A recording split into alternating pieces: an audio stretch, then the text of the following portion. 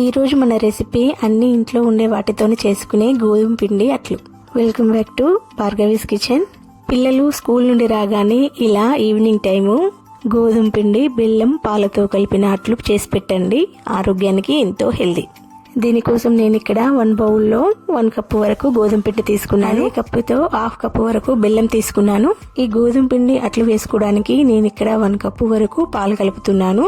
ఈ గోధుమ పిండి అట్లు మనకు దోశ పిండి బ్యాటర్ కంటే చాలా పల్చగా ఉండాలండి. దీని రుచిని పెంచడానికి నేను ఇక్కడ 1/2 టేబుల్ స్పూన్ ఇలాచీ పౌడర్ యాడ్ చేస్తున్నాను. అలాగే 1 టేబుల్ స్పూన్ చక్కెర యాడ్ చేస్తున్నాను. చిటికెడు సాల్ట్, చిటికెడు వంట సోడా యాడ్ చేసుకోవాలి. ఇవన్నీ వేసుకొని అంతా చక్కగా ఒకసారి కలుపుకోవాలండి.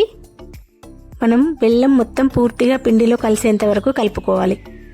అలాగే పాలను కూడా కొంచెం కొంచెం అడ్జస్ట్ చేస్తూ మొత్తం కలుపుకోవాలి. మనకు పిండి కన్సిస్టెన్సీ అనేది ఇలా ఉంటే సరిపోతుంది. ఇప్పుడు మూత పెట్టేసి ఒక 10 నిమిషాల పాటు పక్కన పెట్టేసుకోవాలి.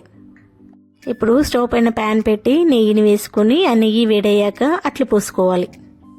ఇది చాలా ఈజీ ప్రాసెస్, ఎంతో హెల్దీ కూడా. అట్లు వేసుకున్న తర్వాత 2 వైపులా కూడా చక్కగా కాల్చుకోవాలి. ఎంతో టేస్టీ అండ్ హెల్దీ రెసిపీ అయిన గోధుమ పిండి అట్లు రెడీ అయిపోయాయి.